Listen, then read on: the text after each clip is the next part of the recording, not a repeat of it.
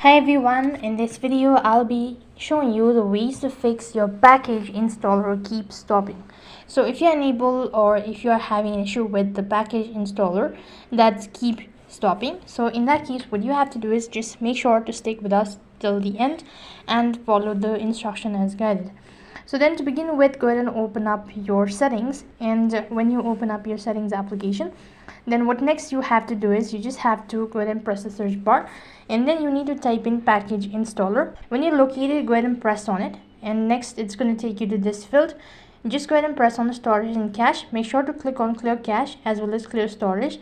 This is gonna clear or refresh your application, and after that you can just head back to the same page and you can go to the option that says open by default. So here you could go ahead and make some changes, and then you could go ahead and restart your mobile device, and that should be able to fix your package installer keep stopping issues. That is all for this video. I hope the video was helpful. Make sure to like, share and subscribe to our channel. Thank you for watching. See you in the next video.